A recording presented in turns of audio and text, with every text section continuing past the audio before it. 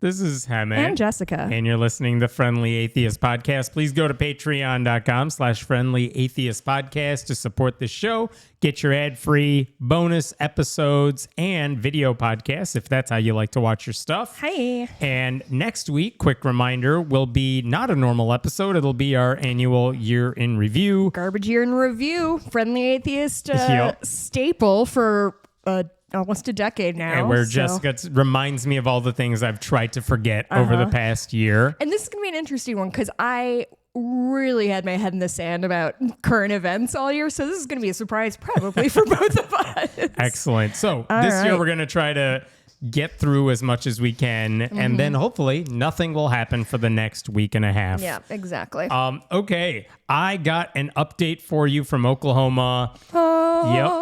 And it involves that conservative student who received a 0% on her religious essay. This has been, I've gotten still news. More mileage out of this story among my friends than almost everything we've covered. I mean, it's so much fun to tell people about. It's everything we talk about, which is religion and academia, and it's everything in one. So I won't go through everything because we've talked about this before, but I will give you the rundown of what this story was. Okay. The short version is the student, her name is Samantha Fulnecki. She was supposed to write a response for a psychology class, a response to a scholarly journal article. And instead of grappling with anything it said, and the assignment's rubric was loose enough that you could have talked about damn near anything, as long as you could show you were talking about what was said in the article.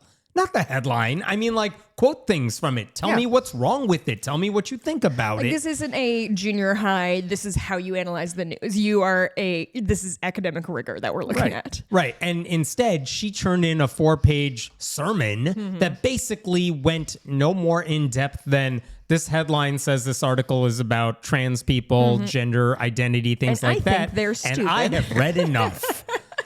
And she used her essay to lash out against trans people, promote traditional gender roles. She even suggested that bullying kids was sometimes warranted. And for me, I can't explain. I always focus on the wrong thing. But for me, the worst part about this is that she didn't even cite the Bible. Never cited the Bible. You can never cite cited the Bible paper. as your source if you want to, but you got to give me chapter and verse. You got to get those citations in. And she was just like, the Bible says this, and I believe it. And the big takeaway is clearly there is no evidence in your 4 pages that you read the paper.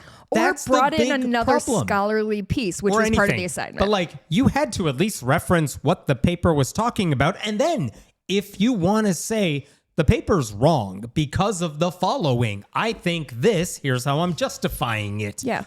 Fine. That's what the rubric said you could do. But the teaching assistant for that class gave Fulnecki a 0% correctly because of that. She didn't respond to anything the paper said. You didn't do the assignment. Yeah, your religious beliefs are odious. Yeah. However, that's not why you're getting a 0. That's not our problem right now. The graduate student, the TA, Mel Kurth, who happens to be trans, told her via whatever their internal discussion method is that your beliefs are not why you're getting a 0%. The score is a 0 because, and I'm quoting here, the paper does not answer the questions for this assignment, contradicts itself, heavily uses personal ideology over empirical evidence in a scientific class, and is at times offensive. Yeah. Which, I mean, and Kurth even said this. If you personally disagree with the findings, then by all means share your criticisms, but make sure to do so in a way that is appropriate and using the methodology of empirical psychology as aligned with the learning goals in this class. Honestly, it's sort of the equivalent of us going to a church and being like, technically, if you cite your sources on this, nobody could ever turn water into wine. So it's like, that's not what we're doing here. We're not deciding whether or not water to wine is real. We're doing religion. And Right. We're in a science class. You're doing a sermon. Yeah. That's not what the assignment was. And instead of just accepting that she's not good at the school, like Fulnecki whined about her grade, not first to the professor, not to the it's so TA. good. She sent an email to the governor of Oklahoma, Kevin Stitt, the university president, the dean of her specific college, several reporters. News outlets? Ugh, that's my favorite the part. anti-teachers union group now headed up by Ryan Walters. So like sends it to them like, guys, we have a problem. I got a bad grade and I need you all to do something about it. And I said got in it. So I deserve an A. Yeah. Republicans then turned this, what should have been a minor incident, because guess what? People do fail assignments in college. That's how school works. Yep. They turned it into a full-blown spectacle. They're still, as of today, talking about it on Fox News because they love stories of Christians who fail talking up. about it? I'll What? tell you why in Oh, a boy. second. But basically, Fulnecki also, after she contacted all the Oklahoma people, she also filed a formal discrimination complaint as if she was being punished for being a Christian in Oklahoma. It's so embarrassing. And she filed an academic appeal. And within like a day or two, the TA, Mel Kurth, was put on administrative leave while an investigation was taking place. That is the true villainy of this, Yeah. is that a TA who, like, God bless TAs, they do not Seriously. have a great run of life at this particular moment. And this TA in particular was like, I don't know why you are owed an explanation, but the TA went out of her way to say, here's why you're getting a 0. Both the TA and Another who's teaching that class was like, I agree with everything Kurth said. did more emotional labor and wrote more thoughtfully in their responses to her essay than Yeah. she wrote. Yeah, in they her put more primary. time and effort into their response To to be why sure. you got a 0 than she ever did We on read her it. essay. If you weren't here a couple weeks ago, Hemant did read it in full, and it Yeah. made me extremely happy. So now, the reason we're still talking about this Yep. is because the school has just announced the results of their investigation. I'm so nervous. Uh-huh. Merry Christmas. Here we go. Oh boy. They wrote a lot, but let me get to the heart of it. Because the student went through the grades appeal process, made a claim of illegal religious discrimination. As already announced, and this was announced earlier, the grade appeal was decided in favor of the student, removing the assignment completely from the student's total point value of the class, resulting in no academic harm to the student.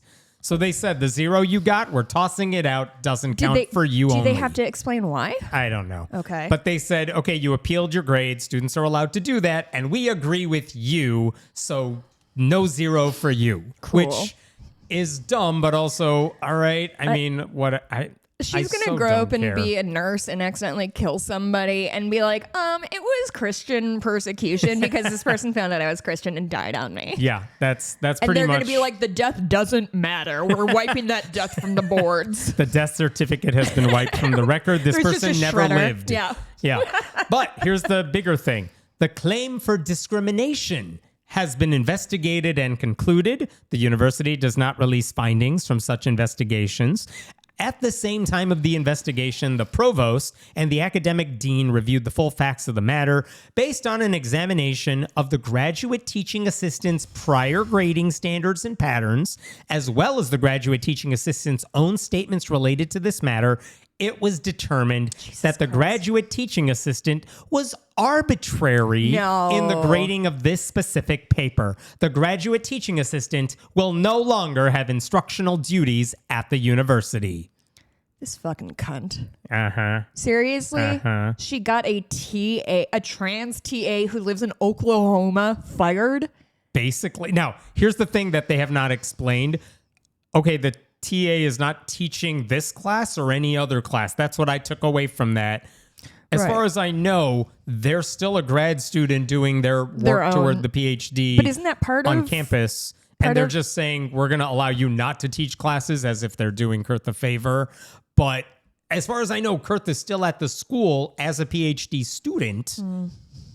Or maybe, I don't know exactly where in the academic Do you think this world girl is going to Kurth sue her was. way into a PhD?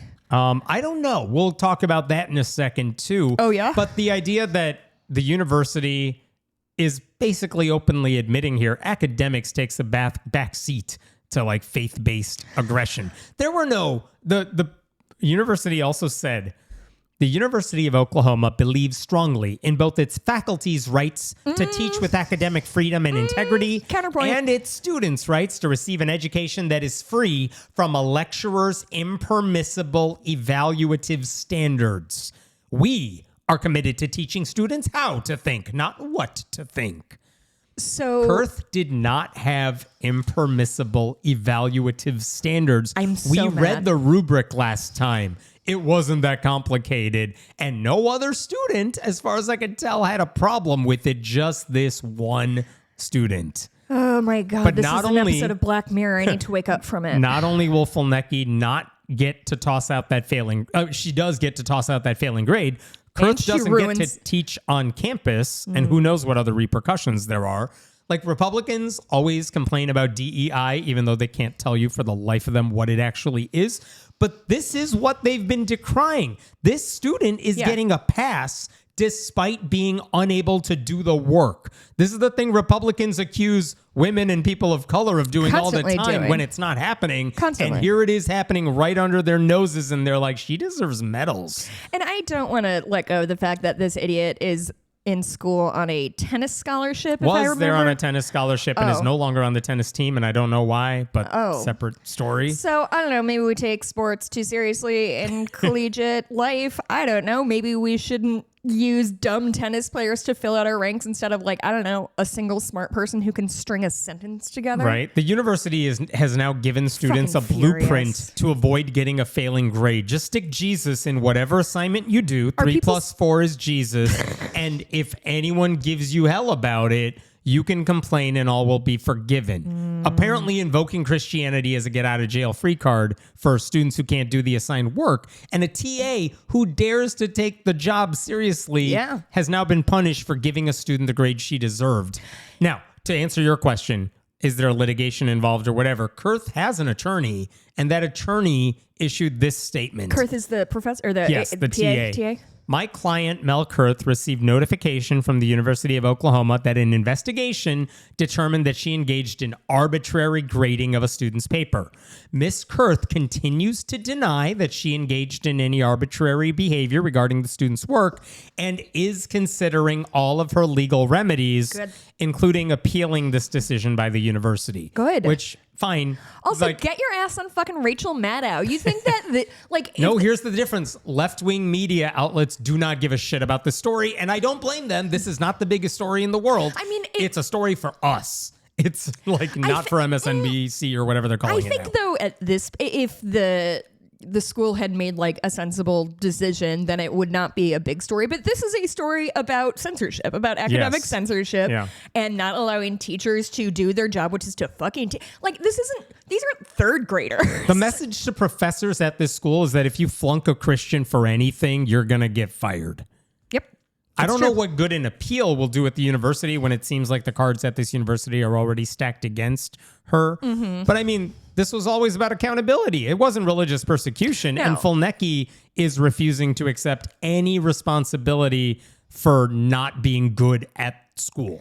At Like, she least didn't fail because she's a Christian. She failed because she's a bad student. Because she's a dum-dum who can't do an assignment. Like, there's no indication she read the article, understood anything it said, or could form a response that did not involve parroting right-wing talking points. She could have done that if she referenced the article and then said, here's why this is wrong, cite sources, whatever. All we learned from her essay is that she's not prepared for the work of psychology, much less higher education, much less a medical career, she thinks- which is what she said she wants to do. I keep thinking about the thing where she, like, in one sentence both says that bullying is good to enforce gender norms and also nobody has ever had to enforce gender norms. It was one of my favorite parts. I might get it framed. I might cross-stitch there it. you go. There you go. The only person who behaved with any integrity in any of this is the TA, and that's the only person who got punished. Like, if Fulnecki had the ability to be introspective and thoughtful, she would admit, look, I don't know how to write a response essay. I appreciate that my professor gave me thoughtful feedback, and I will work hard to earn a higher grade in this class. And then she would urge her right-wing allies like Turning Point USA to calm the fuck down. Of course she's not doing that. She's doing the Riley Gaines approach of, yeah, I got 5th place, and you know whose fault that is? Everyone else's but mine. Yeah. Have we do we have a sense of like her GPA, or have we had eyes on No. any of her other work? I'm Nope, just and I dying don't to care, know if and she. I kind of did. I'm kind of curious if Like, this is she like this bad everywhere? Yeah, or is this a one-off that she was obviously baiting somebody into something, or has she been skating through life like doing half-ass work and just nobody feels empowered to say no, or nobody has the time and effort? I don't know. I had not seen this earlier, but apparently she did an interview shortly after the essay went viral for being really dumb. Being terrible. She did an interview with Griffin Media's Matt McCabe, and McCabe seems fine, but like they did like a 20-minute interview with her, posted it uncut online, and one of the things that was in there, I'm gonna quote Fulnecki directly here, okay? Because he said, like, tell me how you wrote this paper and stuff. Like, was it hard to write or whatever? No, it Here's wasn't. what she said. I I'm did gonna it while quote. I was half asleep. I'm gonna quote her exactly. I was actually just telling this story earlier. I was at my my good friend. I was at her house, and we were about to go to a musical that OU was putting on, or a play. And I was like, oh, I have to do this assignment really quick. It'll just take a second. And then I read the topic, and I was like, oh, this is gonna be so easy. Like, you know, I have a very strong opinion on this topic. And then I wrote it in maybe like 30 minutes. It was really easy for me to come up with things to say. Here's my takeaway from that. It took her 30 minutes to write this response paper. At no point did she say she read the actual paper. Or, yeah. She just... I want to know what play they're going to see. Yes, it was the gayest musical I you've know, ever it imagined. must I'm be. sure I hope it was. it was like Cats. Like Mike Pence going to see Hamilton. Like, fucking at no dum-dum. point did she say she read the paper, which is what people like course us she have did. been saying the whole time. That's the problem here. She just saw the headline. It said, oh, it's about trans and gender stuff. I got this covered. It should have taken her 30 minutes to find a second source. Right. Like, that's... It would have taken 30 minutes to read the actual paper. And listen... Not write it, the response to it. You don't know anybody who procrastinates more than me. And even I would never have admitted to anybody how quickly I wrote some of my papers. I know. I would never admit that, because then they would know that I'm a scammer. Yeah. It's funny. Like, I use Google Docs for some stuff when I'm working with students. And occasionally you can see, like, in the edit history, oh, hey, this entire paragraph was not there, and then 2 seconds later, the whole paragraph was there. Oh, interesting. And, which is weird because it looks like ChatGPT. And you know what I mean? It's like, I know what you're doing. You think you are not going to get caught with this? Like, that's the thing. I believe that she just whipped out the 4 pages really quick. Yeah. But she is admitting that she didn't actually do the assignment. Yeah. And that's what we've all known. Yeah. And she the thing is, she doesn't feel like she needs to hide that. Yeah. Because she's been proven correct. Anyway, yeah, I half-assed That's all Samantha of my work. Fulnecki, your next vice president. So just What a get used to dum-dum. that. Imagine, I saw on whatever on the internet, imagine being such an idiot that your students protest about you not failing a class. Like, you wrote an essay so Students bad. at People the are University of marching. Oklahoma were protesting at the school in defense of the TA, in basically saying she doesn't represent, like, we're smart, we do the work, don't let her define us. Which is also like, God, if you get a degree from the University of Oklahoma now, It means nothing. It means nothing. And I would be pissed off too if that's what someone at my school was like, I deserve everything because I didn't do the work and I got a 0, and how dare anyone give me consequences? I am dying to hear what right-wing people genuinely think about this. Oh, what they're saying on Fox today, as we are recording this, is that she was being persecuted for her Christianity. But no. I'm talking behind closed doors when you're having a glass of wine with your partner and you're like, you need to read this pile of garbage. Like, the Again, way people we hate talked Trump about behind this. closed doors, We but kowtow to him in talked person. about this when we discussed her essay. Even Turning Point USA, which like broadcast all this, the comments on their Instagram thread were, Garbage. this paper is garbage. Yeah. Like, I am a conservative Christian. That's not a good paper. Yeah. I don't think this is the hill you want to die on here. And yet we're all dead. And yet, yeah. Anyway, that's your update. Oh, Christ. That fucking sucks. I hope Hopefully there's a lawsuit something coming from Kurth. We'll see. Yeah, that has to. All right, let's talk about something totally different. Let's talk about Pete Hegseth, the Secretary of, what do you want to call it? Defense, War? I don't know I don't anymore. give a shit. To make sense of what he just did recently, which to me is a big deal, you need to know a few things about military chaplains. Ooh, I don't want to know. You do. Okay. I don't care. First, you do. First, back in August, the Army released a spiritual fitness guide, which is like an updated version of something that's been around forever. And basically what this is meant to do, and look, my eyes are rolling too, but here's what they're trying to do. There are soldiers. They want to help soldiers develop a sense of purpose and mental resilience. Before they're murdered. That too. And what they're doing is they're telling chaplains specifically, like, look, you are there to provide comfort to these soldiers. There are plenty of soldiers who want to talk to somebody about things they're experiencing. You're basically counselors for them. That's fine. I respect that. I'm fine with that profession. I like that the military has chaplains. I'll get to my criticism of that in a second. Okay. But like that in itself is not a big deal. So they released this spiritual fitness guide. I don't like the idea of it because it suggests you need to have spiritual fitness. It sounds like a Boy Scout assignment. Yeah, really. But I will say that 112-page document, it doesn't directly promote Christianity. The only thing I don't like about it is it works off the faulty premise that religion gives you inner strength and it's inherently good. It doesn't really go out of its way to say, by the way, you don't need religion. I wish it did. My dog gives me inner strength. That's exactly the point. Like, religion can give some people that strength. Yeah. But a lot of people find it outside of organized religion or the supernatural. In fact, in 2011, when the Army surveyed members to assess their spiritual strength, they did this in 2011. Atheists actually argued, how dare you imply we are unfit because we're not religious? Like, that was a big deal. That's a fair point. They had meaning and purpose in their lives, they argued, and it didn't arise from spiritual faith. So why are you trying to assess our spiritual strength? Because we're going to get a low score on this assessment. Sure. And you're suggesting there's something wrong with us because of it. And that's a fair criticism. And they haven't done enough, in my opinion, to counter that. So, okay, wait, I might be a little confused. So it's not like individual analyses. Is it just like we're taking a survey and we think that people who have these features are like, more... You got to be physically strong. You got to be mentally strong, but you also got to be spiritually strong. And the most they've done is they've tried to back away from saying like, you need Jesus in your life to be spiritually strong. Now they're like, you need some higher power. It's very much like the Alcoholics Anonymous list. You just need a higher power. I don't care how you define it, but you need something that you are living for. I guess sort I of don't thing. know. So it's just like, what are they doing with this information, I guess, is my question.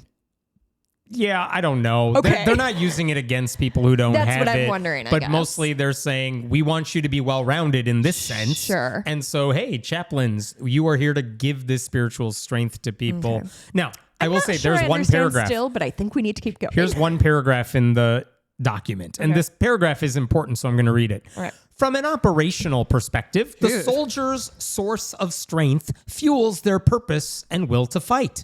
For some, the centerpiece may be God, family, community, or patriotism. For others, it may stem from a desire for personal growth, integrity, or the bonds formed with fellow soldiers and shared experiences. Okay. I'm fine with that. Yeah. Like, that's actually a very well-written point. Like, yeah, if you get your strength from God, all right. And if you don't, fine. Yeah. But like the whole book that's one paragraph in a large book, right?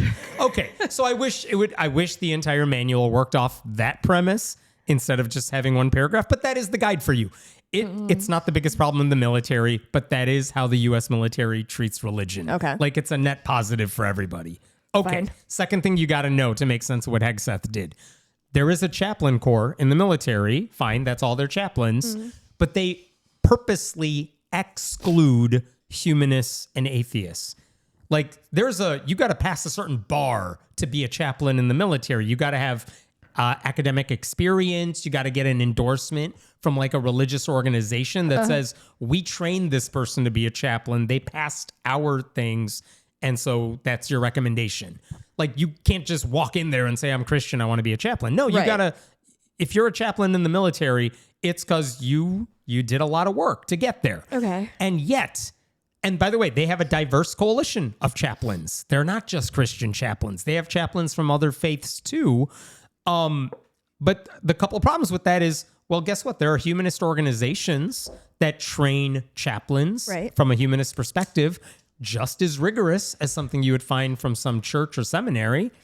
And yet even people who are qualified as humanist chaplains, which are not just awards you get handed out freely, they are not allowed to be chaplains in the military. And is this new or is this... This has been going on for a long time. Okay. In fact, one of the arguments that was made maybe starting a decade ago, if not more, is that the chaplains who are in the military, the religious chaplains, quote, are not adequately trained to ensure that non-theistic service members are receiving the support they need. Okay. So, like, there are atheists and foxholes. There are non-religious people in the military. Sure. They have emotional needs that they would like to talk to someone about, too. Sure. The problem is the chaplains are not trained to help them without speaking in a religious language. Sure. It is possible that a good chaplain could say, oh, you're Christian? Let me help you out. Oh, you're Muslim? That's fine. Let me speak your language. Let me help you out.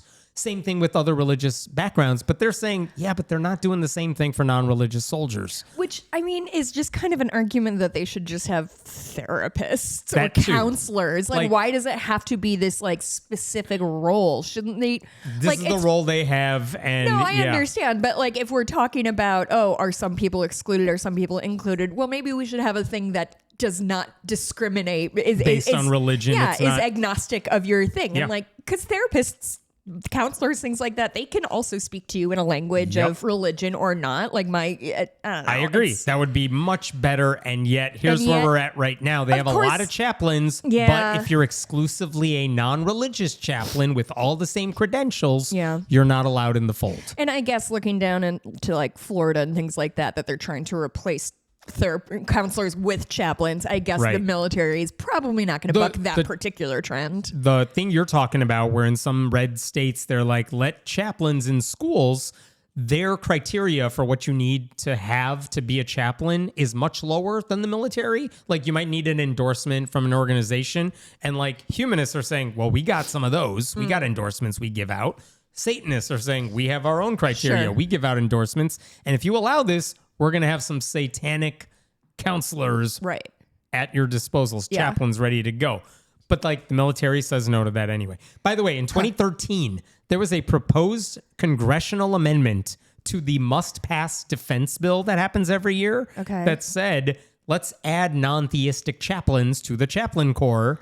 It was rejected. And in fact, when it was rejected, that amendment, one Republican even argued, and this was a story at the time in 2013, if atheists are allowed to be chaplains, they're going to be going to the homes of families who have dead soldiers, and you got to inform the family that their loved one is dead. And they're just going to say to these people, hey, your loved one is now worm food. That is how we talk. That is how we talk. That is how I talk to like people who die. Just a gross thing for a Republican member of Congress to say. I was genuinely going to ask, like, how could they be anti that? But they're just dum-dums. They're just dumb. They make shit up. But that was the Republican argument for why you shouldn't allow atheist chaplains in the military. Good. Perfect. Yeah. Anyway, Great that's the job. second thing. Third thing that you got to understand is that over the past decade, to their credit, the military has tried to become more welcoming to people outside traditional religions.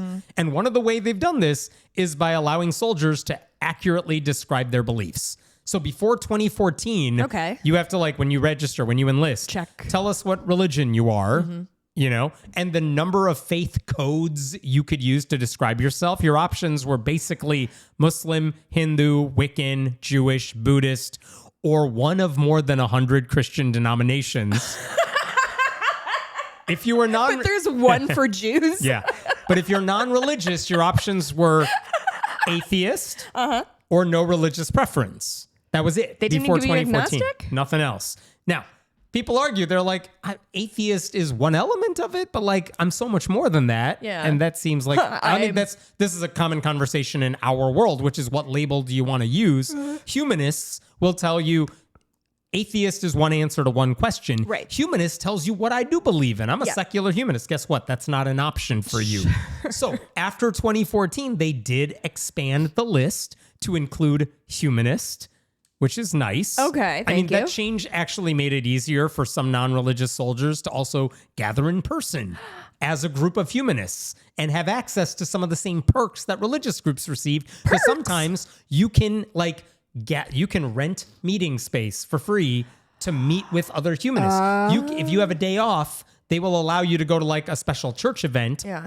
And if you don't go, like maybe you have to stay behind and do work. But like if you're part of a humanist group, you can say, oh, we have an alternative gathering for humanists. You can't do that if you're an atheist. You could if you belong to a faith category. And now they had one of those. Now, in 2017, the military expanded the list again. Good. And this time they included a lot more stuff. Now they included heathen, deism, no preference. Deism, in case the founding fathers show up. In case. No preference, no religion. Like, they just expanded the spectrum of non-religious labels. I love no preference and no religion or options. Separate. That's great. Whatever it is that works for you. The goal is accuracy, with the understanding that if you want to ask people where they belong on the spectrum of non-religious thought, it's not as simple as saying like, I'm not. You're right. Like there are a lot of denominations of Christianity and the members of those various denominations will tell you this label has meaning to me, even if the rest of you don't get what's different about it. Right. Well, guess what? There's a difference between humanist and deist and agnostic. And if that's accurate for you, fine. Right. Go use it. So this is where we're at. The military has always treated religion like a net positive for good soldiers, but they have used language that has become less overtly Christian over time. At the same time, they have become more open to the diversity of thought in an increasingly non-religious country. Sure. Okay, so that's the background you need to know. Oh my God, that was just the background that's in the story? Here's why. Because Pete Hegseth saw all this, and now he's like, I'm going to fix this problem. Oh, good. Yeah. Our best guys on it. Our best guys on it. So basically, Pete Hegseth posted a video last week saying he's going to overhaul the entire chaplain corps because they're not religious enough for his liking, and he specifically targeted the spiritual fitness guide. Okay. He also said, hey, that list of faiths and beliefs that you have, it needs to be simplified. And I'll give you excerpts. He made like a 4-minute video. Here's the excerpts.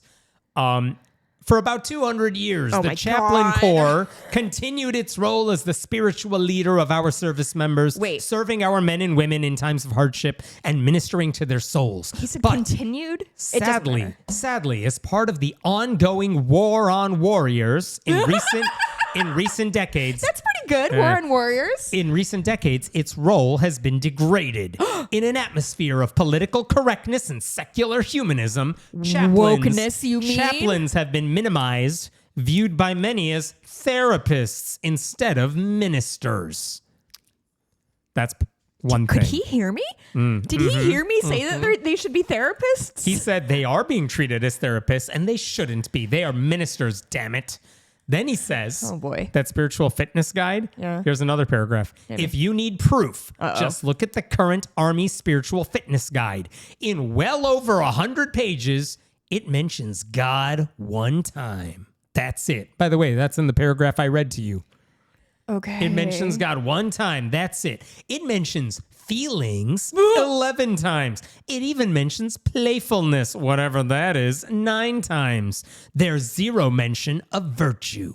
Is he The guide relies on New Age notions, saying that the soldier's spirit consists of consciousness, creativity, and connection. The guide itself reports that around 82% of the military are religious, yet ironically, it alienates our war fighters of faith by pushing secular humanism. In short, it's unacceptable and unserious, so we're tossing it. I have a directive right here that I will sign today to eliminate the use of the Army Spiritual Fitness Guide effective immediately. Oh, they're just trashing it? These types of training materials have no place in the War Department. Okay. Our chaplains are the Department chaplains. of War. Get your own fucking thing right. Our chaplains are chaplains, not emotional support officers, and we're going to treat them as such. Wait, what does he think chaplain...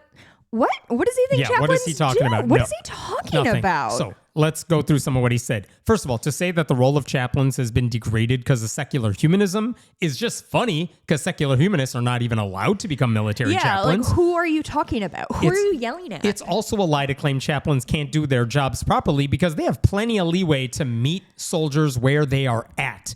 The complaints I talked about are sometimes chaplains don't understand where I'm coming from, and so they can't really speak to me. I wish there was someone who understood my non-religiosity so I could actually get some emotional help here. Oh, no. That's the problem, is you have feelings, and this isn't about your feelings. This is about your faith, which is different than feelings, and it's about your spirit, which, again, different from feelings. Hegseth also said they are like prevented from talking about God, but that's not true. Like, good chaplains are supposed to be able to minister to people outside their own faith background as well. Hegseth made it sound like the spiritual fitness guide was tying the hands of religious chaplains from doing what they think is best. There's no evidence of that whatsoever. This reeks of he just discovered this thing and used Control F to see how many times it said God in it. Literally, that's what he did. He searched for terms like playfulness, but he didn't. She's smart. She's a smart girl. He didn't even talk about how playfulness was used. Do you know what it says about playfulness? What could it mean? Yeah. Here's what the spiritual fitness guide says about playfulness. This was in a section about creativity and why it's useful for chaplains. Okay. Playfulness, as a component of creativity, embodies the spirit of exploration and joy in overcoming challenges. In a military context, playfulness is essential for soldiers, as it allows them to engage in training and problem solving in a way that feels less rigid and more dynamic. It also gives them a space to relax and enjoy life. When soldiers embrace playfulness, they not only enhance their creativity, but also solidify their understanding of life through positive experiences. They're not saying, hey, soldiers, go on the seesaw. Right. They're literally saying, oh, hey, this is a nice word to use to say, we want you to be creative and adaptive. Yeah. And if that helps you out, that's good for us in the military, because you're thinking outside the box. Well, and also you're plunking these 19-year-old kids thousands of miles from their home and expecting them to just be mindless automatons and just do their thing. What the military will tell you is that's not what we want. We want you to help us get better. And that's the thing. By the way, Pete Hegseth talked about the New Age stuff. When they talk about consciousness, creativity, and connection in the spiritual guide, yeah, it's alliterative, but it's not New Age in any way. What the manual says is, like, what makes a good soldier? A good soldier is someone who is, quote, aware of and able to evaluate one's thoughts, feelings, and surroundings. That's consciousness. They're able to, quote, generate novel ideas, approaches, and solutions that reflect individual expression and innovative thinking. That's creativity. And they're capable of building bridges with the people around them. That's the connection bit. That's it. That's what the 3 C's are. But Hegseth, knowing full well that MAGA loyalists can't read, just wants to do away with all of that for no reason. Fine, I guess. There's a commentator named Rick Pidcock who writes for Baptist News and is really good about this stuff. He wrote, apparently, Hegseth doesn't think soldiers need to be aware of and able to evaluate their surroundings. He also doesn't seem to think soldiers need to be healed, because healing and awareness equate to secular humanism in his mind. He pointed out, Pidcock did, that there are 1,500 active duty chaplains in the Army, another 1,500 National Guard and Reserve chaplains, over 800 in the Navy and Marine Corps, over 500 in the Air Force, and approximately 600 in the Air Force Reserves and Air National Guard. And he writes, what does Hegseth think these thousands of military chaplains are doing then? As usual, he seems to think they're all woke. What Hegseth seems to ignore is that the U.S. military already has a robust chaplaincy program that serves the needs of service members of all faiths or no faith. Evangelical groups such as the Southern Baptist Convention are significantly represented in that corps. And by the way, I happen to disagree that they properly serve people of no faith. That's what I talked about. But you're right. There's a bunch of chaplains. They've had this system in place for a long time. There are experts in the military whose one job is to handle this stuff. And again, there's a lot more they could be doing, in my opinion. But to say that they don't know what they're talking about is bullshit. Well, and also when we look at, if you take one step back and realize that the horrible experiences so many of our service members have when they come home. They have untreated PTSD or can't like readapt to their own life. Like the suicide rates of ex-service members is astounding. And so maybe the solution isn't to take away more support, but like, who is this for? Right. If you're he's attacking his own people at this point. It really is. He acknowledges that 82% of the military is religious, which is the number given in that spiritual field guide. 18% is no laughing matter. He apparently wants to ignore the 18% who are non-religious. Of your soldiers, you're like not good enough. And also he's saying the 82% are alienated because of some non-existent push towards secular humanism, which doesn't exist. And you can't alienate 82% of your population. Yeah. It's just not how alienation works. Yeah. By the way, Hegseth also said the following in his speech. Idiot. In his video. That's why in my direction, we are also simplifying the faith and belief coding system. In recent years, it ballooned to over 200 overly complex faith and belief codes. Most of those are Christian. An overwhelming majority of the military population only uses 6 codes. 11 are not used by anyone. We're going to streamline it and move it to a new list of religious affiliation codes so that our chaplains can actually use it to minister better to the flock. What is going on? Think about that one for a second, too. What the fuck is he talking about? He's saying that when you have codes like deist and whatever, non-religious and no preference, the chaplains confusing. Are so stupid they cannot. What is this? I don't know what to do with this. But like, if anything, having less specific information to work with is going to make their jobs harder. Because I don't really know where you're coming from. I don't know. They want to eliminate an expansion of religious codes that took over a decade to approve for the simple reason that people like Hegseth cannot handle complexity of thought. It's stupidity for the sake of stupidity. Is there nothing else going on in the Department of War? Then he has to focus on some spreadsheets? No, it's this and blowing up ships in the Caribbean. What? The weird thing is Hegseth, I am hardly pretending I know anything about the military, but Hegseth really doesn't understand the military despite whatever experience he has in it, because the one thing you're supposed to do in the military is defer to the higher ranking people who are supposed to be the experts. That's its whole thing. That's kind of the whole thing. And he refuses to listen to the people running the chaplain corps. And his only solution is, let me destroy what you built. So instead of deferring to military leaders, he's just imposing his idiotic will because he always assumes he knows best. It's been less than a year of this. Yeah. By the way, the American Humanist Association and the Humanist Society, which is the group that endorses humanist chaplains, this is what they said in response to his video. Hegseth's broadside against the Army Spiritual Fitness Guide, including putting scare quotes around, quote, faith traditions he doesn't recognize or value, is an attack against any member of the military who doesn't practice his form of conservative Christianity. Hegseth tries to hide this by attacking secular humanism, but the irony is that despite the fact that certified humanist chaplains serve Americans every day in hospitals, prisons, and college campuses across the country, they're not allowed to serve in the military. And finally, they write, facts are so inconvenient. The truth is that Hegseth doesn't care about strengthening the practice of chaplaincy or the spiritual well-being of the military. He wants to do what he's always done, treat his position as a pulpit and push his deeply conservative Christian nationalist belief onto the troops. Yeah. And by the way, last week when he made this video, he hosted a Pentagon Christmas worship service that also featured evangelist and hate preacher Franklin Graham giving a speech where he can be heard, and I'm paraphrasing here, saying, you know, they say our God is a God of love, but, quote, God also hates. And that his God is a, quote, God of war.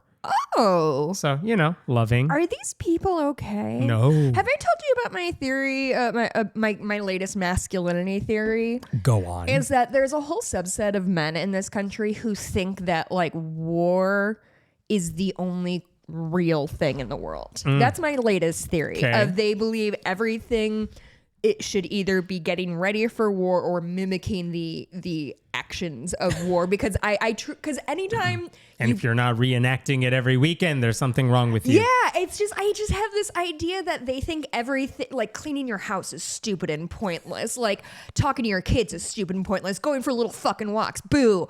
all I want to do is like collect guns and think about how if my house got invaded, how I would protect them Home Alone style. Like Nice, it yes. truly feels like that's what there's a huge subsection of men who think their only job is to like be violent. Yeah.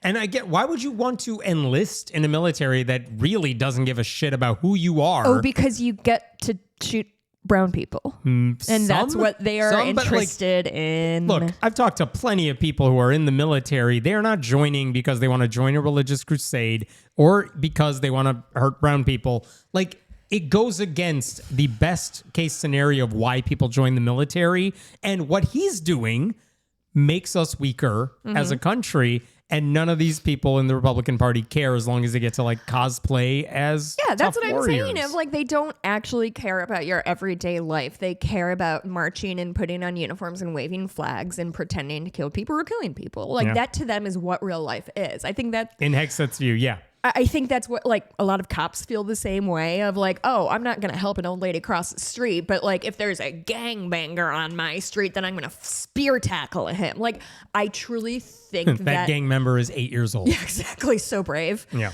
Oh, anyway, that's my latest theory. Let me know what you think. I know you will. All right. Different story here. Different type of story. Okay.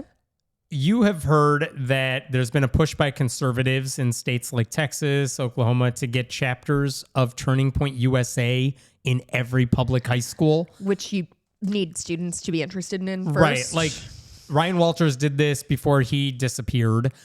Texas, they've done this too, where they're just like, we're going to make sure there's a Charlie Kirk group in every high school. And it's like, no one was stopping that from happening. Yeah. If students want to form a club and their school allows clubs at the school, you're allowed to start like a right-wing group as long as you do the paperwork. This is what the founding and you have members fathers who want to join. Had in mind when they said small government. They're like, we definitely want everybody to make their own local decisions, except for this garbage group that needs to be in every public school in America. But like Signed George Washington. Every public high school has a policy for launching new clubs. They cannot discriminate based on viewpoint. That's why when you see like a Bible club at school, guess what? They could also have a secular student alliance group. That's why the Satanic Temple has had their after-school Satan clubs, because they're like, well, the school allows Bible clubs. Back we in can my have day, our we thing had too. the GSA, the Gay Straight Alliance. Sure, right. And the reason those clubs are allowed to exist, even in red states and red areas, is because if they have clubs at all, the school cannot say no to a club based on viewpoint. So no one was stopping a conservative group from forming at any of these schools. Right. But these states, these red states are like, we're going to make sure every school has one. And every school district's like, yeah, we weren't stopping you, but no one wants it. Do you go here, sir? Like, sir, you're 54 years old. Are you saying you're a sophomore who wants to form a group? I was looking, is there any evidence of any of these groups ever getting denied? And the answer was like, it happened maybe once or twice, but it's because they didn't fill out the paperwork correctly. It's always that.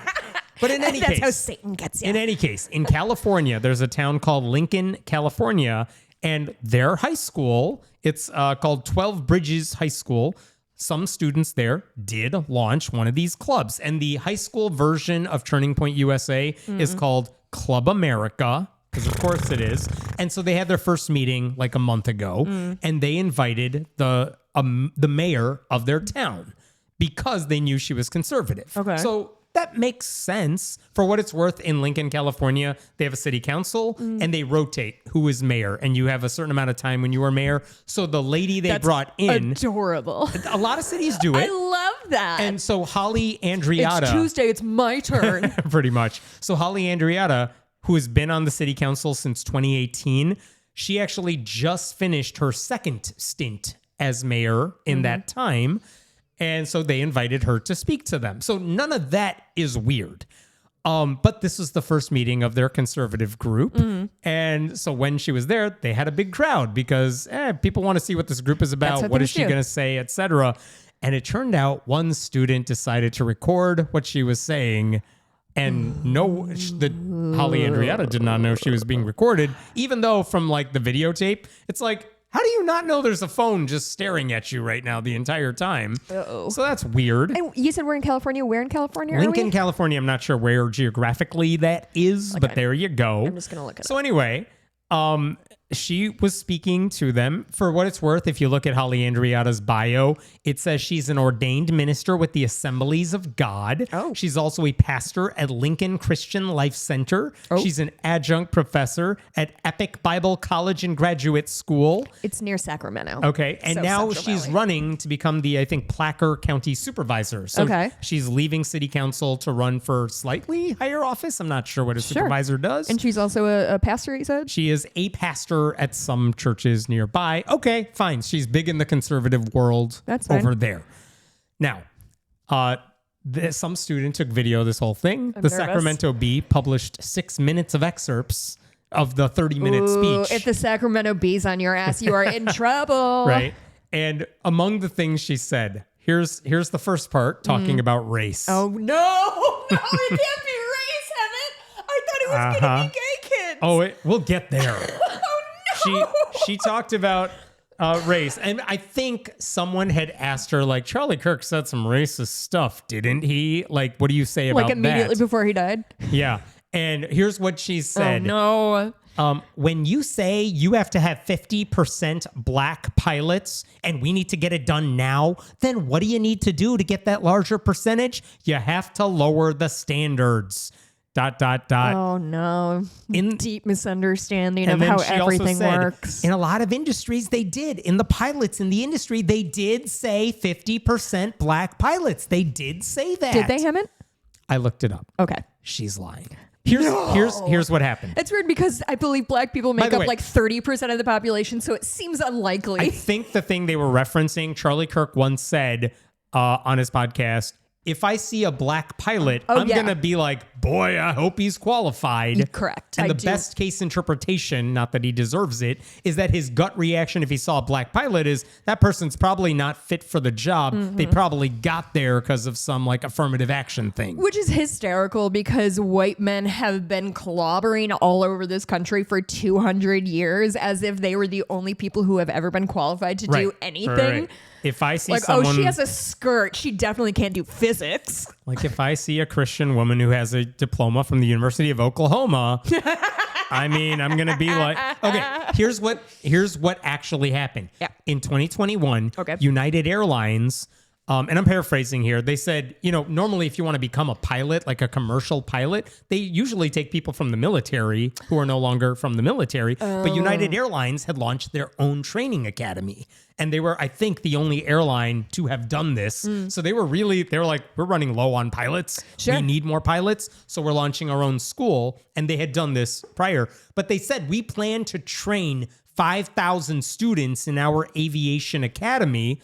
And we're hoping to have 50% of graduates be women or people of color. Oh. They said this in a press release, and I know it's a press release, but what they were saying is, and I'm paraphrasing here, like, what's the biggest barrier for people who want to become pilots, but they don't become pilots? What's the thing holding them back? Yeah. Usually it's the money. You can't afford to go to flight school. Yeah. Well, working with different companies, they said, we have found a way, like, if you are admitted to our program, your tuition will be basically covered. Oh. So like we're hoping this takes away that barrier. Sure. And now we want you to come through our flight school. And yes, we are hoping that 50% of our graduates are women of people of color.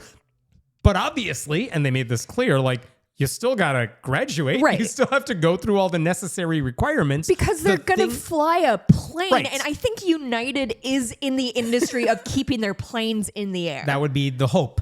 And again, the company specifically saying recent things happening maybe the call that into company was question. saying we're trying to overcome the barriers that traditionally keep groups out of our profession. So by casting a broader net and by providing financial aid, they were hoping to fix a very real problem in their industry. Because guess what? If you could train, let's say, X amount of students every year, you have a younger, newer fleet of pilots who can take the place of the ones who really want to retire right now and too. can't. That's good for their business too. And if there's an untapped market of potential pilots who could do the job, it seems smart for an industry to say, let's make sure we're also getting their best pilots too. You got to go through the training. But that's it.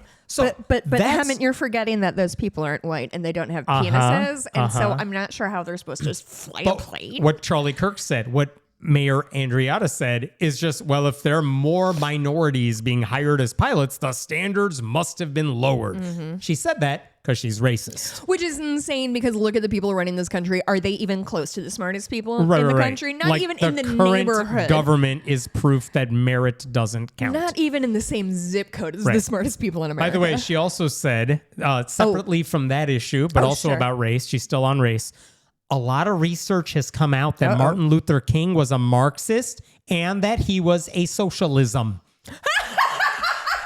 That is what she said. And she added, a lot of the civil rights things that he advocated for were not really helpful. I wish she would have elaborated on that one. That's so good. Do you know what's funny is literally yesterday I'm still reading that J. Edgar Hoover book and was reading about the MLK assassination and the like subsequent, them looking into it. And it's, boy, oh boy, these people have such a...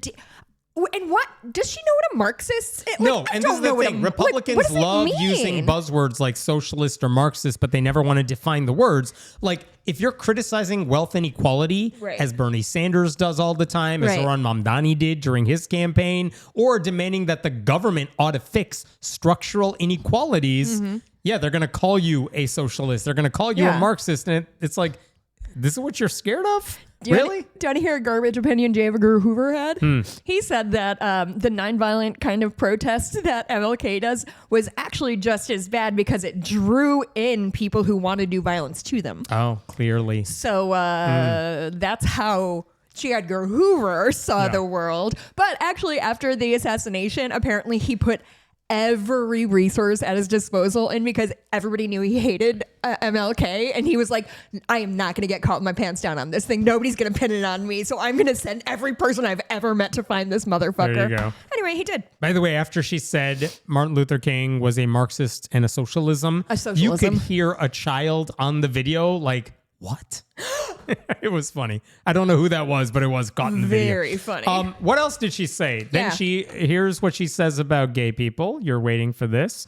Here's the quote, and she got in trouble for this one too. Oh, not the rest of it. Just, this part specifically. Cool. My oldest daughter had a lot of trauma as a child. Something really terrible happened to her when she was young that I would hope never would happen to any other child. And as a result of it, she's a lesbian. She's gay and she's married to a woman.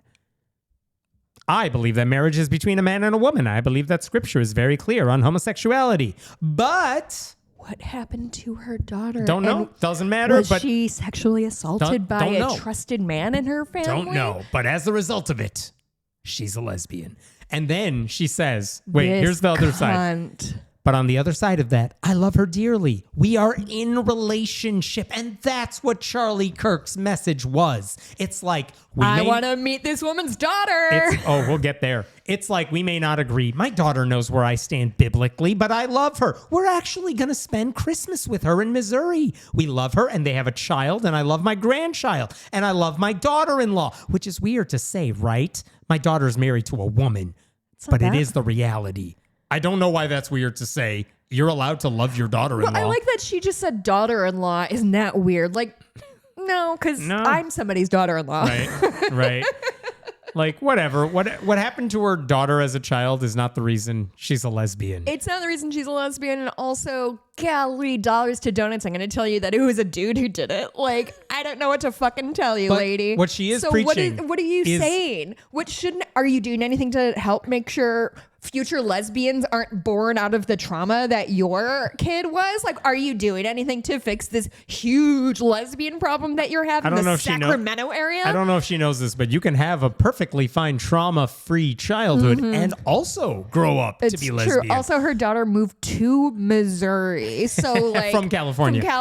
Which Sacramento, whatever. But, like, your daughter took pains to get the fuck out of there and into the Ozarks. She makes it sound like she deserves a prize for spending time with her granddaughter despite having a lesbian daughter. This woman in 3 years is going to have no relationship with her daughter or her grandchild. She also, she's echoing what pastors say all the time, which is that homosexuality is the result of sexual abuse. Like, they say that all the time. They also say atheism is people become atheists because someone in the church hurt them. And it's like, maybe, but also that has nothing to do with it. I mean, sitting you as think we logic are, had nothing to do with it? the day before Christmas Eve, truly one of the most stressful times of the year for almost everybody, including myself. And like, I like my family. I get along with my family. It's still very stressful to spend several days with them. Imagine that you have a family member over who like you fucking know is like, who do you think is the man in the relationship? Yeah. Do you think she's the man or the woman? Yes. I saw her wearing a skirt the other day, but the other one has long hair. I don't know. Right. Here's a different excerpt from the speech. Yeah. There's an individual in Placer County that she's a very lost soul. And my friends, we pray for her, and she likes to trash me online. I'm not concerned because what she does is she takes things out of context. This is not the most... Who is this person? Rando. Like, it's... The only reason I point that out is to say she's getting criticism because obviously she has a lot of dumb beliefs. Yeah. But also look at how she's reacting to it. That person is a lost soul. Lost no soul. wonder you're getting criticized. Also, I find it hard to believe that she said this person takes things out of context. I'm listening to you in context. You don't sound good. What do you think they say more? Take things out of context, or I guess that's probably their favorite thing that they do is take things out of context. A couple more excerpts. She said, Yeah, hit do me. you know Christian nationalists and all these names? That's just a name that the left made up to silence people. God, I wish we were better at silencing people because you motherfuckers are Seriously. so loud. Like, look, no one cares if you're a politician who happens to be Christian, like whatever. But if you think your faith should dictate how people outside your religious bubble ought to live, and you're depriving them of medical care or marriage licenses or forcing them to treat your religion as the default, you're a Christian nationalist. Yeah. And that's a problem. And frankly, kind of a dick. Yes. Now, here's the last, I think, almost the last bit. Oh, boy. Now, just let me clarify. We need to love everybody. We do not need to discriminate. Except for You that may one not- lost soul. You may not agree with somebody's lifestyle, but we love them and we're kind to them. ... Don't let the world or politics or the left put a label on you to silence you, all right? You have to. And you also need to fear God. Yeah.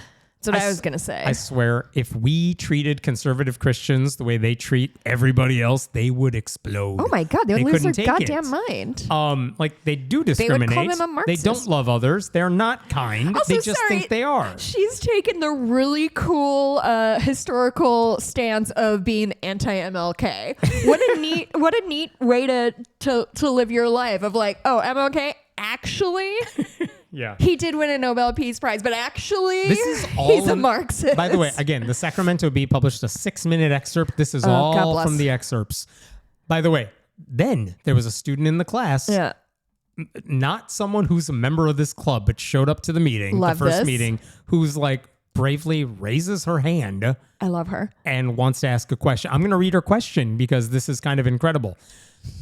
I think she was saying Charlie Kirk was welcoming, like he didn't make anyone feel unsafe. The mayor was saying that? The mayor was saying Okay. this. The student says, also, I hope you understand that things that Charlie Kirk said would make someone like me, who is a genderqueer pansexual socialist, Oh, boy. feel unsafe. I feel unsafe because of some of the comments that he made about women.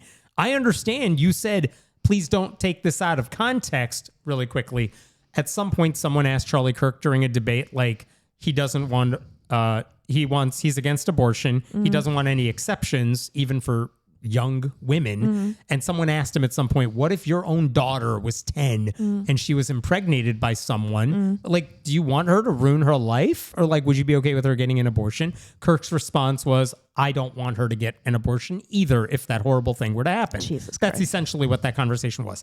This student says, I understand you said, please don't take this out of context. But when he was asked, Charlie Kirk, when he was asked if your 10-year-old child was raped and there was going to be a baby made out of it and both of them are going to survive, would the baby have been born? And he said, yes.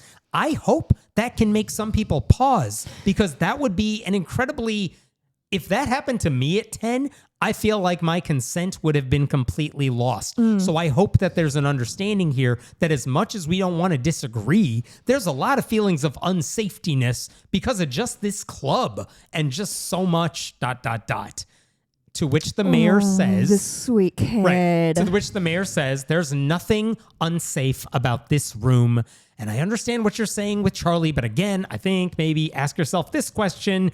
do you feel unsafe by some of the things he said? Because that's what ... like the left said about him.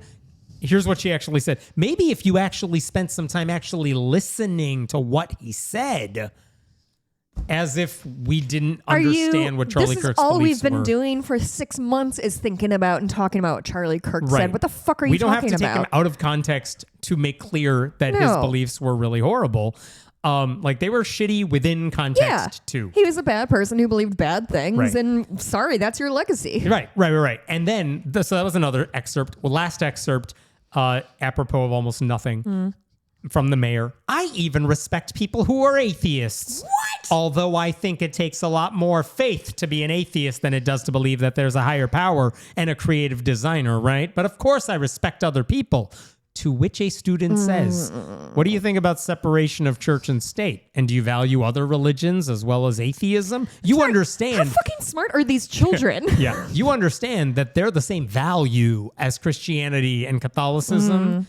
To which she says, and I'm only quoting a little bit here. She says, I'm not Mormon, but I love them. I just spoke to a whole group of students in the LDS church. I have a lot of friends. I respect what they believe. Separation of church and state is a myth, okay? It's not in the Constitution. Our world has flipped up and tried to say that there's no place for faith in the public life. So just to summarize here. Cool. She said atheists require more faith than Christians, which is bullshit. It's been debunked. It is funny when Christian apologists say that because it's like, you know what the problem is? Faith. Atheists have too much of it. But also, it doesn't take extraordinary faith to dismiss ordinary bullshit. Yeah. But I'm also more concerned about an elected official claiming church-state separation is a myth. I mean, because like I did a control F in the Constitution. It's not in there, but that's how the Establishment Clause has been interpreted for decades. And also, separation of church and state doesn't mean there's no place for faith in public life. I know that because they shove it in our face all the time. Constantly. What we're talking about is when the government treats religion or Christianity specifically as the only game in town, like putting up a nativity scene outside City Hall. And the fact that this mayor or former mayor doesn't understand this or willfully chooses not to is why she shouldn't be in elected office. Yep. I just this habit that conservatives have of speaking to only the people like them. Do you know what I mean? Yeah. Of like, it's always an us versus like JD Vance speaking this week to the MAGA crowd where he's like, hey, you don't have to apologize for being white anymore. That's a thing he said. It's like, it's not a thing that happens. I don't think I've ever apologized for being white. Well, Should I have it? I'm so sorry. Every day to begin this podcast, I demand an apology for what you have put me through. What is the matter? They're so stupid. So, honestly, if you ever needed a reason to defend having these conservative clubs, this is it. Because they created a platform that lets the public see who's not worth listening to. No, truly, like sunshine's the best disinfection, right? Like don't let these people and their garbage opinions hide. Get them on the record. Have the Sacramento Bee call your ass out. So she spoke this month to the club. And right after that, coincidentally, there was a scheduled school board meeting. And she happened to be at that meeting too. Okay. And people were pissed off because they had now read these articles. They had heard what she had said. Really? And they were furious. And so people actually cared correctly? Yeah. Wow. Now, I will say the club's president, the conservative club's president, his name is Garrett Culp. This is a student or a teacher? Student. Okay. Garrett Culp? Yep. Love that. He attempted to defend the bigotry by pretending this is all part of respectful dialogue like Charlie Kirk wanted. And this is what he said. My purpose with Club America is to host and create respectful dialogue and to uphold the principles of American exceptionalism and Christianity. I am not a hateful person, nor is my club a hateful group. While those topics and opinions may be uncomfortable for some people, I assure you that they are not hateful. Wait, sorry, he skipped a sentence. He said, we're not helpful, or we're not hateful. Right. But if those topics make people uncomfortable, he forgot to... He said, while these topics may be uncomfortable, they're not hateful. But like, look, you've had one meeting for your club, and if your response is, you guys, we're not... and we're not hateful, you guys. My dude, it's been one meeting. Maybe your club is the problem here. If you have... I've never launched a club and then had to do a mea culpa right after, like, you guys, you're misinterpreting I talked about genocide. I've never created a club so bad I ended up on the fucking news. Right. Like, how bad do you have to fuck up? And it's also wrong because, yes, it is hateful to say being gay is the result of childhood trauma. And it's ignorance to pretend that's not what's happening. It's factually untrue. Could you imagine your mother saying that about you? My kid, my little sweet little girl. Oh, are we going to hear from the daughter? We're going to hear from the daughter. I can't wait. But this kid, Garrett, guys like this don't care about what their rhetoric does to their classmates because they don't care about anyone but themselves. The issue is not discomfort.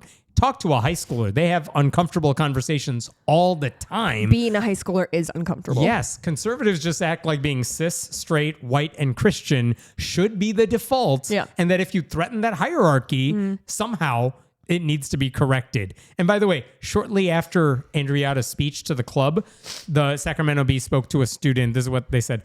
Senior Rebecca Warner, who identifies as a lesbian, did not attend the meeting, but was approached by one student leaving the meeting who made a hurtful comment about her sexuality. Cool. Quote, one student told me they learned that God was working on me because I have endured a trauma causing me to become gay, she said. Taken aback by what I had been told, I listened to the full audio of the meeting and was hurt by what had been said. Yeah. Unquote. This is her mayor. Yeah. Now, Warner and two friends, who both asked to remain anonymous due to concerns about their safety on campus, are petitioning the school to remove the club. They said that Andreatta's rhetoric was inflammatory enough to embolden students to say racist or homophobic things. Sure. And the thing is, if a club is actively promoting hate, that's a reason a high school could disband it. That's not a First Amendment thing. Right. The school has rules about what clubs are allowed. Yeah. They can't discriminate on viewpoint, but if your club is doing something hateful or bigoted, they could draw the line. I don't know how that'll play out. Yeah. But if you disparage people of color and LGBTQ people in a calm voice, which is a thing Charlie Kirk regularly did, right? Does it cross the line at a public school, or is that what happens when you have a public forum? That's a legal question, but it's also a philosophical one. Just because you don't require members to put on a white hood doesn't mean you're not promoting racism. You know what I mean? Right. And by the way, also I think the right has a really fun habit of being like, well, this is what racism is, and we're not doing that. Racism is wearing a white hood and burning crosses. Anybody. We're not lynching people. We're just telling them they're lesser. We just simply think that black people cannot possibly be as smart as white people. Also, we want a different plane. And by the way, Rebecca Warner, that senior, she also said later, I have complete respect for their political ideologies. I wish that they would have respect for my identity and for my existence. They don't. They can't. They won't. And you're smarter than they ever will be. Also, at that school board meeting, during public comment, where Garrett Culp spoke about his club, there were other people who spoke too, including parents. And one of the things they said to the school board is you're complicit and you're hypocrites. Yes. And this is what one parent said. 2 months ago, I listened to you cut an ethnic studies class that hundreds of students had already signed up for that you paid $60,000 in curriculum for. You took it off because members of the community who said, I see some of them here right now, said it was divisive. So surely you can disband a club that is equally as divisive for free. Wow. And another student who's a former valedictorian of this district or the high school in it, devaluing civil rights efforts by MLK Jr. is a slap in the face to every student in the school district. It sends a horrible message that nonviolent protest and standing up for your rights is inherently meaningless and will not enact social change. It dehumanizes and belittles those who fought for equal protections and treatment under the law. Wow. That's from Quest Rhodes, who is the former valedictorian of this school. Quest Rhodes? Right? Badass. Oh my God. I can't wait for President Rhodes. I don't know if the school's going to disband the club. I don't know if legally they have the right to do that. I don't know if that's necessarily the right thing to do. But after all this happened, Andreatta issued a statement on social media. Out of context. She wanted to apologize to her daughter. Here's what she wrote. I want to publicly apologize to my daughter. Her story is hers alone, and I should not have shared personal details about her trauma. Yeah, dog. To be absolutely clear, I did not say that trauma causes homosexuality. Ooh, I never said that, nor would I ever say that or think that. I was referring to a very specific personal experience. Where my daughter was turned gay from the trauma. Right. I'm not saying that's how it all works, but my daughter, for sure, the one who experienced trauma. Did I tell you about her? Right. My daughter, I'm going to use her for some political points. She experienced trauma. By the way, where And did that come from? lesbian, so- I have to think her daughter called her up and was like, what the hell? Disinvited to Christmas Right. lunch. And that's what led to this. I think that's what led to this. I apologize to my daughter. Yeah. Sorry. Because she definitely did not come to that by herself. Yeah.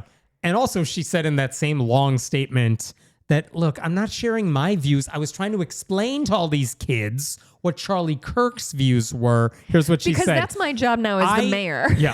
I repeatedly clarified that I was not giving my own personal views, but rather responding to questions about what Mr. Kirk has publicly stated while encouraging students to seek full context and make up their own minds. Oh, make up their own But minds. she was very much giving her own views a lot of the time. Yeah. Yes, part of it was explaining what Kirk said, but then she had a responsibility, if she felt it, to explain why he was full of shit, and she didn't. So it's natural to assume she agrees with it. By the way, she only said of the MLK references in this apology statement, given the opportunity, I would have said clearly that I disagree and believe Dr. King's legacy stands on its own moral authority. Thanks. If she had been given the opportunity, Yeah, which she was, which and she just was didn't just say it. standing in front Yeah. of people. My Like, was there a teleprompter we missed? Yeah, my favorite part of her long statement is this line. Until now, no one has ever accused me of being racist, homophobic, or hateful because that is not who I am. Well, also, you have to know non-white and non-straight people to be accused of that. And I do Right. not think she thinks she does. Or maybe it's because as mayor or city council member, no one really gave her the opportunity to talk at length about her beliefs on these issues. Turns out, when you hand the worst people a platform, they often say really stupid shit. And in this case, we have video proof of it thanks to one good child. It truly is just these days, it's harder and harder for people to get away with this kind of bullshit of like, oh, I never said that. It's like, oh, ma'am. We have the screenshot. There's literally thousands of cameras at any given time pointed at you. By the way, we know. if your statements were out of context, as you claim, please tell us the context. I want to know why there's nothing wrong with being gay or trans, or why you do support diversity initiatives, or why atheism should not be treated any differently from Christianity, or why church-state separation is the foundation of our country. Yeah. She won't do that. No. Because she absolutely believes the wrong side of all those things. Correct. Right? By the way, one last thing. She apparently said to the students, and this was not in the 6-minute Sacramento Bee excerpt, but she apparently said in the full version of the speech, which I have not found online for what it's worth. Really? But she said her lesbian daughter was a fan of Charlie Kirk. That feels like a lie, but it could be true. So on Monday feels of last week, deeply she untrue. released that written apology. I'm sorry to my daughter. Shouldn't have shared that trauma story. My daughter who loved Charlie Kirk. She then released a separate video statement to clarify that. Here's what she said. It was wrong for me to say that she loved him or that she was a true fan because that's not the case. Which I think means... Which I think means she posted the apology and her daughter called her up again and is like, did you tell people I like Charlie Kirk? Can you find her? Can we have her on the show, please? I'm not going to harass this poor woman who has enough to deal with this mother. I want it though. But I wish that phone call was available. Oh boy. Uh-huh. Oh, maybe it's a text and we can get a screen grab. Oh, that would be great. Oh my God, that's Like, so fucking the moral- funny that the moral she of all keeps of this. throwing her daughter under the bus, and her daughter's like, "Stop it!" For once, I listen to what you said because it's in the news. Have fun at Christmas.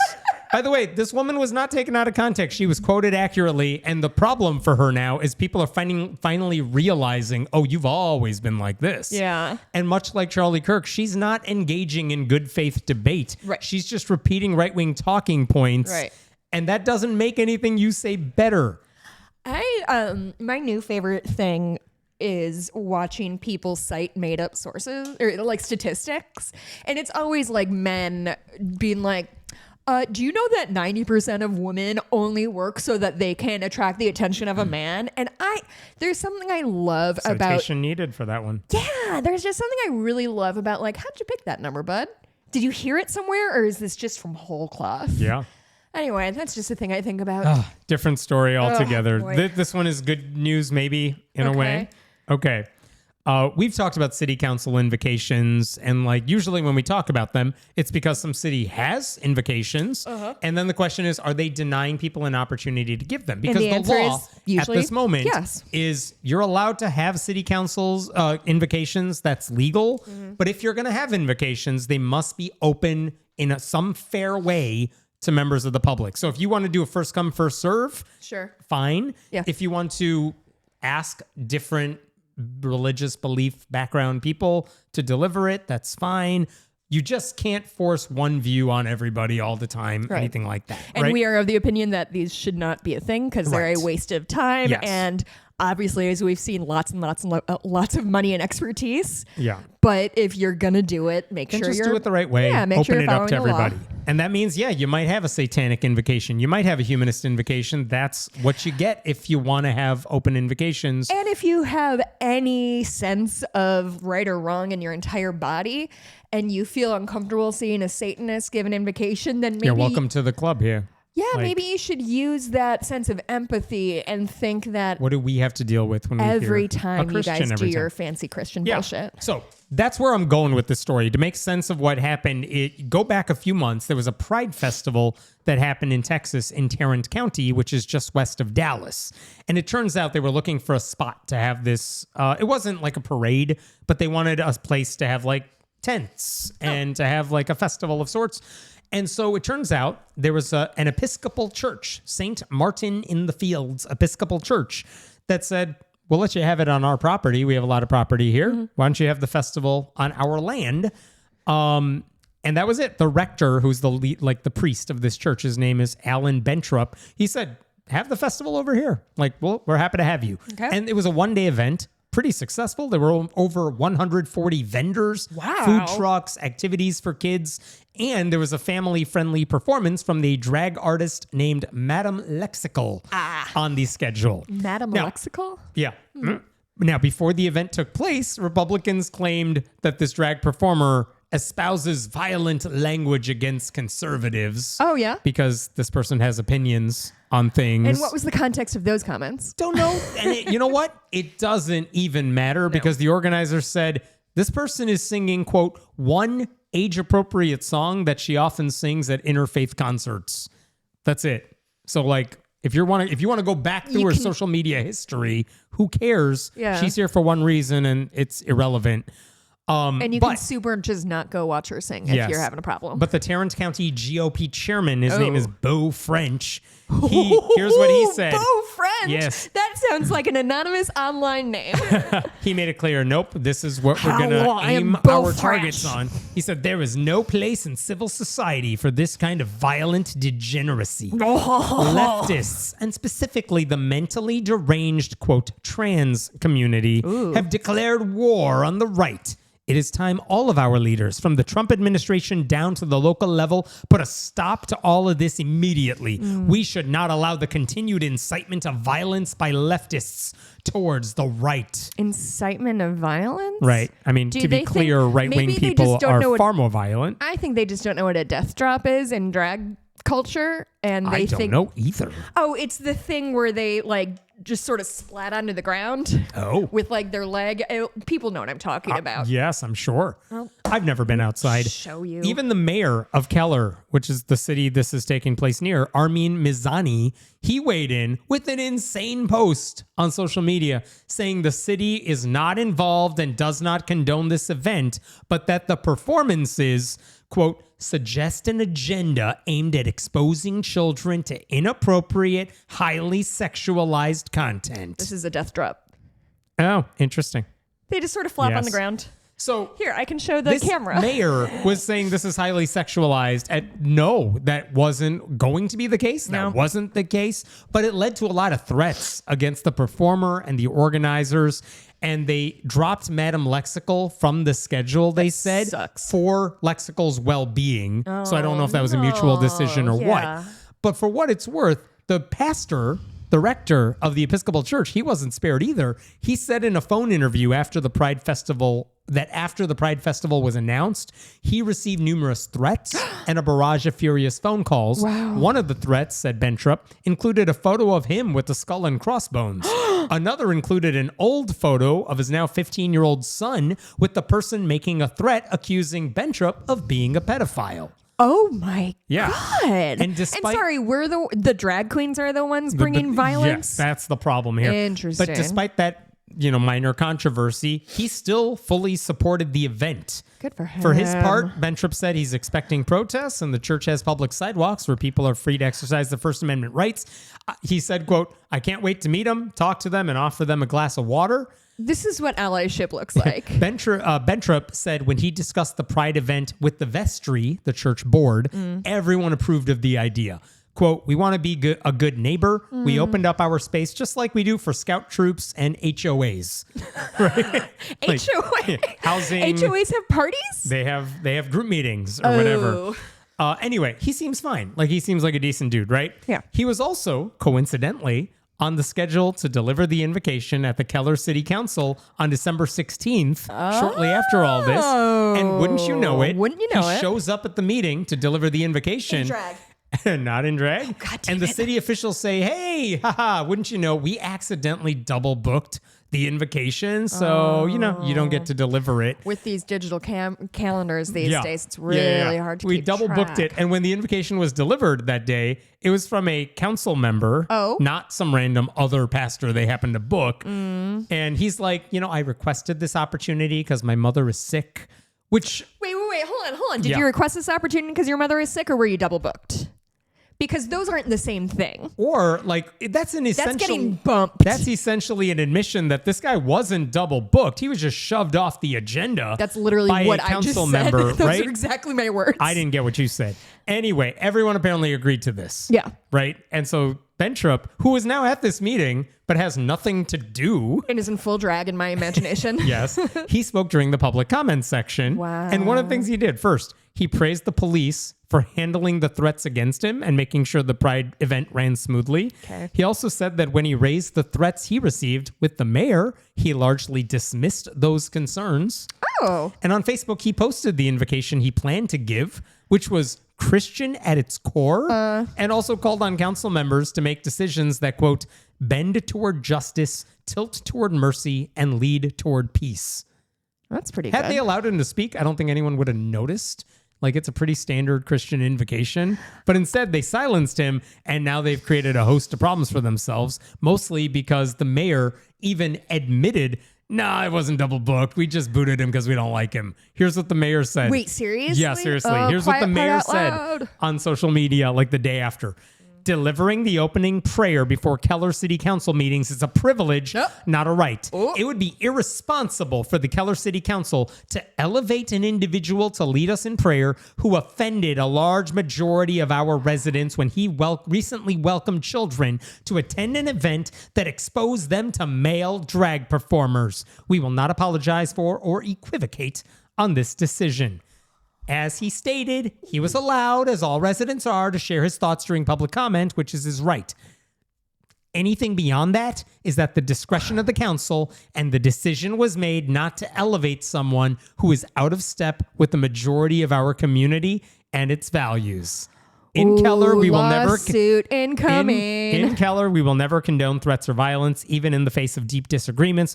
At the same time, we are unapologetic in expressing our beliefs and stand firm in our convictions. Oh, but like you noticed, smell a lawsuit. He basically admitted doing the illegal thing. You guys have to stop saying the quiet part out loud, you dum-dums. Yeah, because you can't just not allow someone to deliver an invocation just because you don't like their views. That's literally the one thing you can't do. And you need if to you want to give have yourself, invocations. I hate to give these people tips, but you need to give yourself plausible deniability. Right. Don't put anything down that is he posted LOL, that we shit super on didn't Facebook. want him to do it, and we made up the laws. Because of being out of step with the majority of the community and its values is the concern. They can use that criteria to ban atheists, Muslims, and apparently progressive Christians This guy is a from ever delivering an invocation.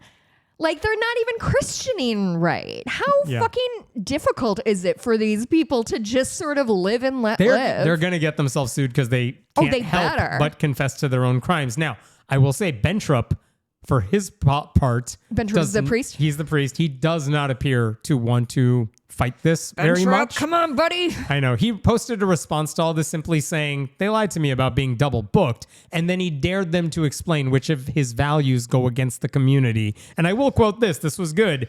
Let me ask plain. Oh, my invitation to offer the invocation was rescinded by the mayor because, I've been told, my values do not align with the values of this community. So let me ask plainly, what values don't align? Love? The conviction that every person bears inherent dignity and deserves safety and care? Support? Showing up for neighbors who are hurting, including those who have made threats against me and those who protect us from harm? Care? For people who are hungry, unhoused, refugees, or struggling to survive? Respect? The belief that disagreement never excuses dehumanization and that civility matters in how we speak about one another. Wow. Justice, working so that our shared life bends toward fairness and equity for all. Community, the belief that our communities are strongest when we widen the circle of belonging rather than shrink it. I moved back here because this is home. My kids go to school here. I volunteer at their high school, sit in bleachers at band competitions and sporting events, donate money to pay for field trips, and lunch debts for kids I will never meet. I care about this community and those who live here. I've dedicated my life to caring for this community and those who live here. ... Does that not align with the values of Keller? If offering a prayer grounded in love, dignity, care, and respect for all people disqualifies someone from praying for this city, then we should all ask what community values really mean here. Wow. Yeah. That is...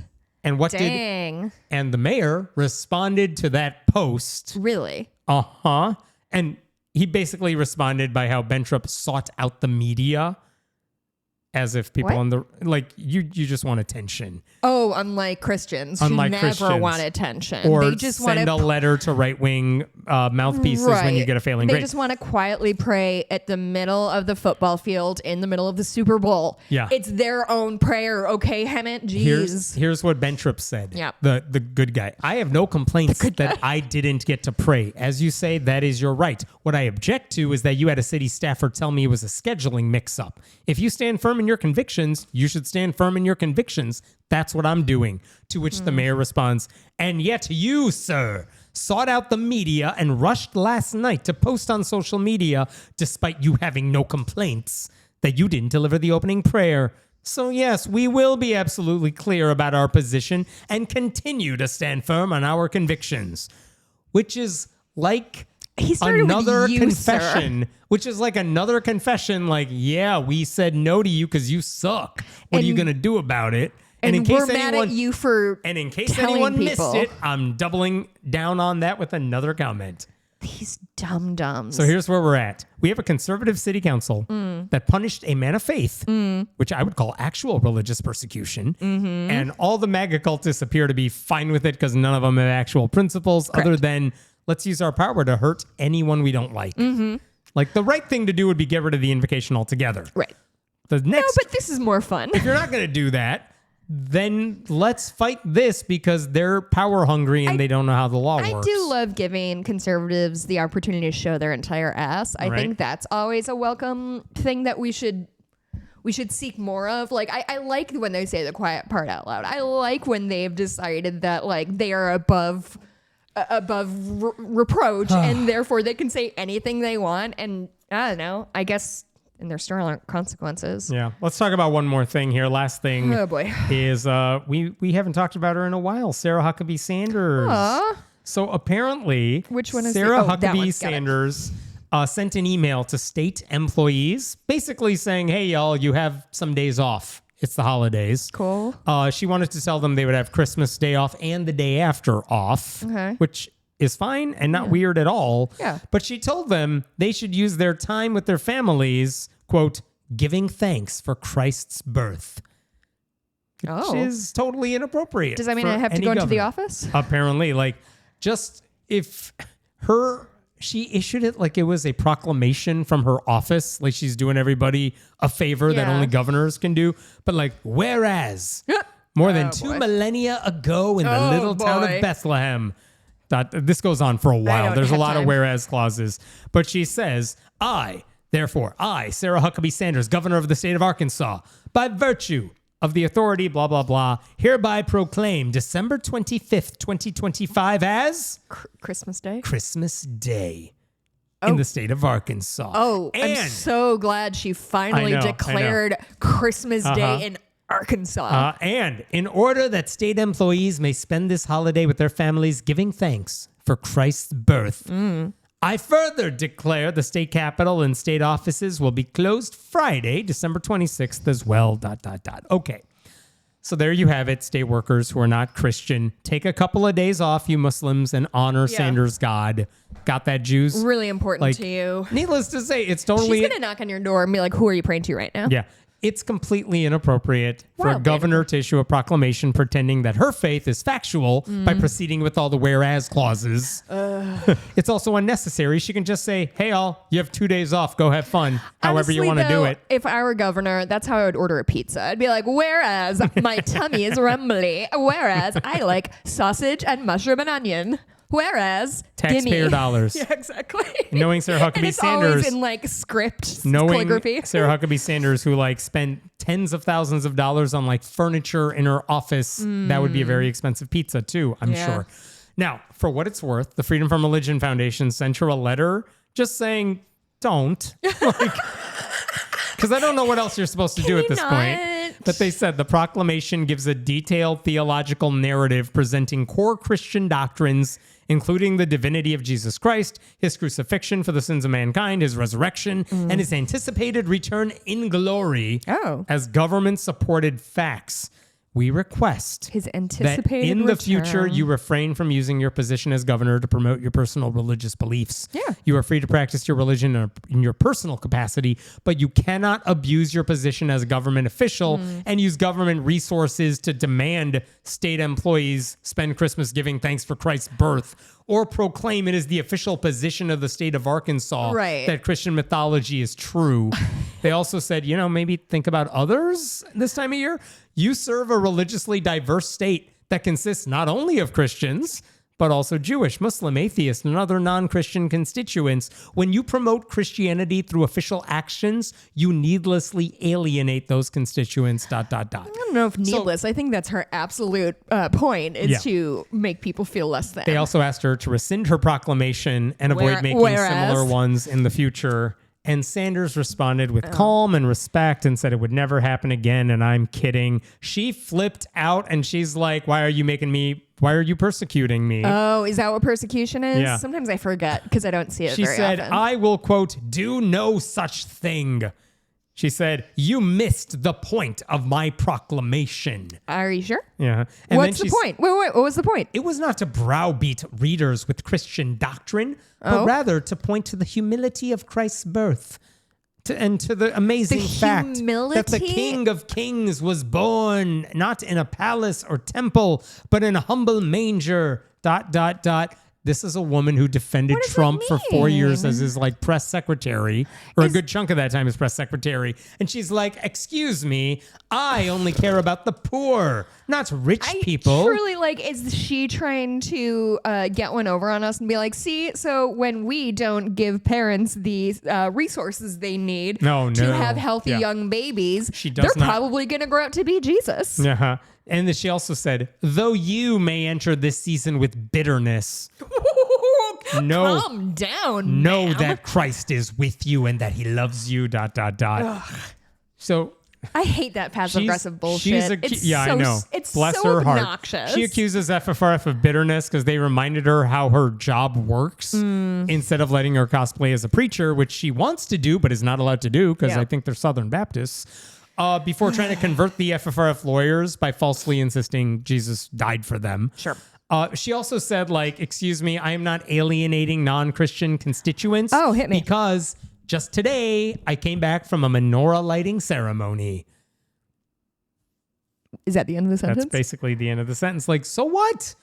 Trump is a Christian nationalist who occasionally will pay lip service to other religions. Yeah, But doing the bare minimum for some other group doesn't give you the right to promote your personal faith. So stupid. And by the way, Sanders shared that letter on social media this week while because she's the suggesting hero of this she's story. the hero while suggesting FFRF was trying to make her ignore the meaning of Christmas.